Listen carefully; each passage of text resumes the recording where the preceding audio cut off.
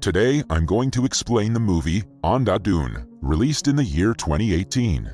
In the opening scene, a farmer is seen hunting a pesky hare in the countryside.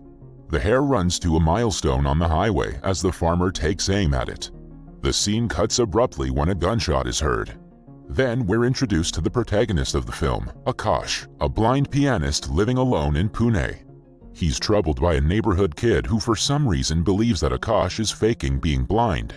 One morning, the kid sets a trap to trick him and confirm his suspicion, but Akash falls right into the trap, proving his blindness. Following the eventful start of the morning, Akash goes to a music shop where he reveals that he is soon moving to London to continue pursuing a career in music. Somewhere else in Pune, the former movie superstar Pramod Sinha comes home to his second wife, Simi. They are a happy married couple, although their marriage was highly hated by the fans who believe the age difference between the two is outrageous. Many reports say that Simi married Pramod for money and fame, but the former actor doesn't seem to care. He has a daughter, Dani, from his previous marriage who visits the couple often.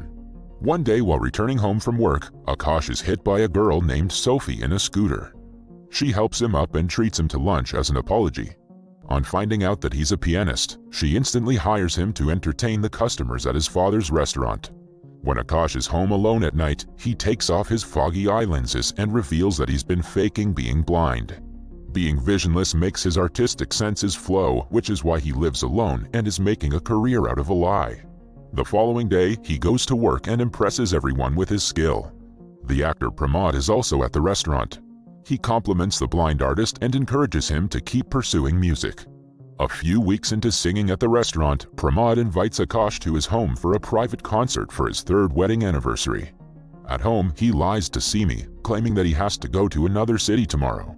In actuality, he wants to come home at midday and surprise her with Akash. In the evening, Akash and Sophie are stuck at his home because of the rain.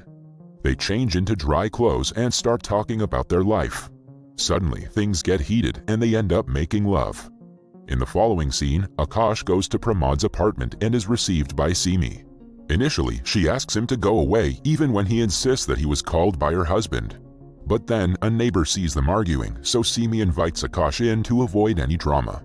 He's made to play the piano after Simi claims that her husband will be home in a few minutes. As Akash plays a melody, his eyes land upon a pool of blood and Pramod's dead body lying over it. He's shocked but pretends to not see anything.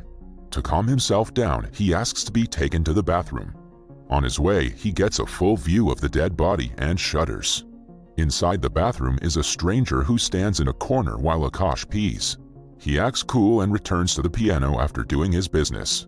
It's clear that the stranger and Simi are having an affair and killed Pramod after being caught red-handed. While Akash continues playing, Simi and the stranger clean up the bloodied mess on the floor and pack up Pramod's dead body in a suitcase. After that, Simi pretends to let someone in the house and plays one of Pramod's voice recordings to make Akash believe her husband is home.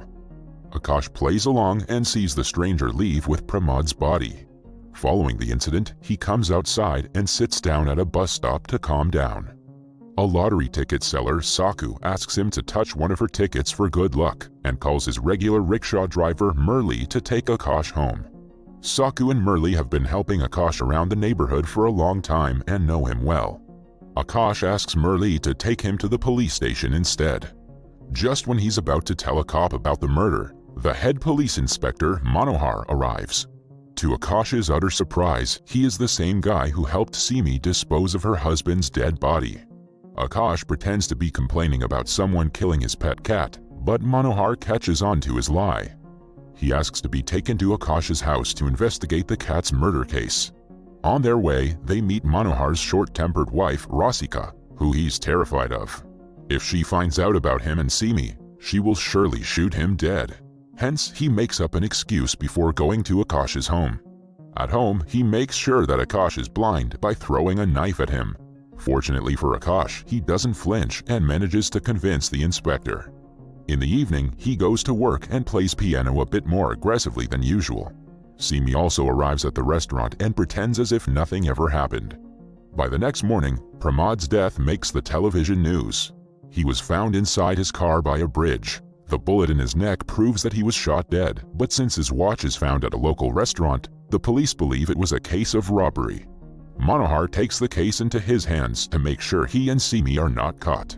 Pramod's daughter Dani is also called to the police station for inquiry. She is heartbroken by her father's death, unaware that her stepmother and Manohar are the culprits. They are joined by Akash, who doesn't tell the police about the murder, scared of being killed. At Pramod's funeral, the neighbor, Mrs. Desai, tells a police officer about a third person that was present at the house at the time of death. The officer asks Simi, but she dismisses the conversation. Dani approaches Akash at the funeral, wanting to learn her father's favorite song on the piano. Akash promises to come to her apartment to start the lesson. The following day, Simi tricks Mrs. Desai to step outside her apartment and pushes her off the balcony. Coincidentally, Akash arrives at the right time to witness the murder, but yet again has to keep quiet. After the piano session, he rushes home and calls Sophie to come over. He plans to tell her everything about the blindness and the murders. At the same time, the neighborhood kid is shooting a video of Akash to prove that he's not blind. Suddenly, Simi arrives at his home with sweets from Pramod's funeral. Akash still pretends to not know anything and welcomes her in. As he makes coffee for both of them, she sits behind him with a ghost face mask, hoping to startle him and catch him in the act. But Akash manages to keep himself calm. Next, she mixes something in his coffee and urges him to drink it. Akash accidentally drops it, which confirms that he's just pretending to be blind. Simi loses her temper and points a gun at him. It makes Akash cut the act and admit his lie. He also promises to never tell anyone about what he saw and flee to London in a month. Simi reveals that the gun is fake, but she had drugged the sweet that he ate earlier. Because of it, he falls unconscious. A while later, Sophie arrives at the house and is received by the kid from earlier.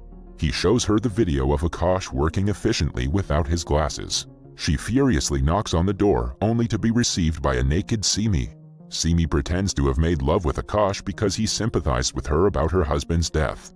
Because of the drug, he is unconscious on the bed, so Sophie believes Simi's story and storms off.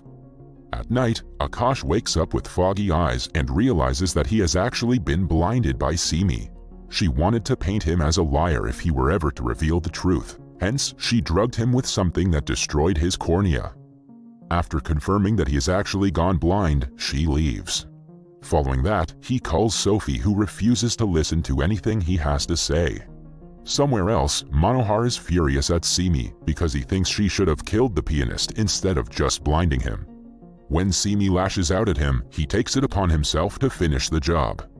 At night, he barges into Akash's home and tries to strangle him to death. But fortunately for Akash, he manages to injure the inspector and run away. After wandering around the entire night, he wakes up in the hospital. Dr. Swami informs him that he was found by the lottery ticket seller Saku and the rickshaw driver Murli on the road. Hence, they brought him to the hospital. Akash thanks them and asks to meet an optometrist for his eyes. Swami promises to call his optometrist friend for him by the end of the day. Strangely enough, the doctor claims to be giving him a tetanus shot, but draws his blood instead. It's later revealed that the doctor, Murli, and Saku are being paid 2 lakhs each for a pair of kidneys. Since Akash has no immediate family members or friends, they plan to kill him and sell his kidneys. When it gets dark, they put him on a hospital bed, pretending to take a body scan. But he happens to hear the word surgery and panics. As they hold him down, he realizes he's in huge trouble. With his last breath before passing out, he claims to know that Saku has a Lord Shiva tattoo on her arm. They realize he's telling the truth and postpone the plan to find out if he can actually see. The following morning, Akash wakes up and is bluntly told that the group was about to kill him. To save his life, Akash claims to have 1 million rupees that he's willing to share if they help him execute a plan. The money-hungry group agrees to take part. He tells them everything about Manohar and Simi and how they killed her husband, but lies that the couple has $1 million that they stole after his death. The group decides to blackmail Manohar into giving them the money. Later, when Simi returns home from work, she's surprised to see Akash playing piano with her stepdaughter.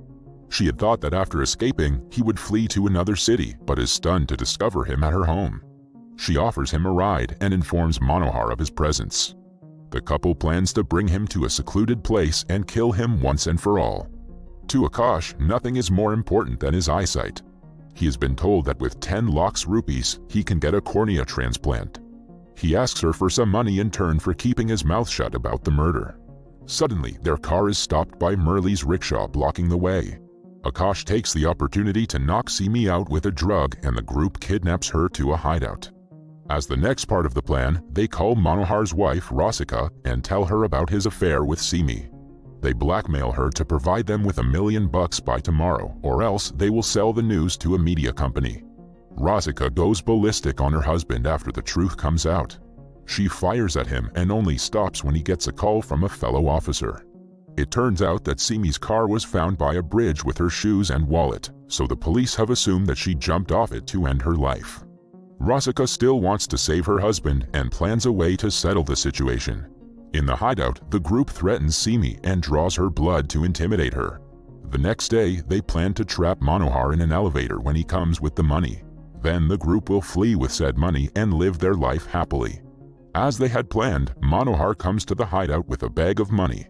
However, Saku and Murli betray Akash and tie him to a chair, wanting all the money for themselves. He and Simi are left alone in a room while the duo goes to deal with Manohar. Simi laughs at Akash's fate, but he in turn reveals that Manohar is planning to kill her because at this point she is a burden to him. The two decide to help each other to escape. Somewhere else, Dr. Swami gets back Simi's blood samples that he had accidentally sent to the lab. The result includes something that shocks him. At the same time, Murli gets the bag with money but is shot by Manohar in the process. Saku manages to trap the inspector in the elevator and takes the bag of money for herself. She also helps Murli and takes him to the hospital, but he dies while there. When Simi unties her bound hands, she attacks Akash to kill him but is stopped by Dr. Swami. They get into a struggle that ends when they knock Simi out. Swami finally reveals that Simi has the blood group BRH negative that matches a wealthy man's daughter's blood group. The man is offering them $1 million rupees in turn for Simi's liver. With the money, the doctor won't have to work a day in his life, and Akash will get a cornea transplant. Still, Akash doesn't want to do it, because they'll have to kill Simi to take her liver. The doctor convinces him otherwise and keeps driving. It is now 2 years later. Sophia's on vacation somewhere in Europe when she comes across a poster of Akash. She enters a restaurant and finds him playing piano as usual. When confronted, Akash reveals what happened that day after the doctor said he would kill Simi for her liver. It turns out that she had managed to kill the doctor from the trunk of the car and was about to run over Akash, but the hair that was shot at the beginning of the movie slammed into the windshield and caused her car to fly off the road. She died in the accident and Akash came to London with the help of a friend. Hence, he is still blind and is living life as he had fantasized long ago. Sophie tells him that she has a flight back home the next day and they agree to keep in touch. But in the last scene, Akash hits a can with his cane, almost as if he can see it. That was all from the video. I hope you liked it. Subscribe for more content like this and hit the like button to help us out. Also, leave a comment if you want us to recap your favorite movie. Until next time, take care.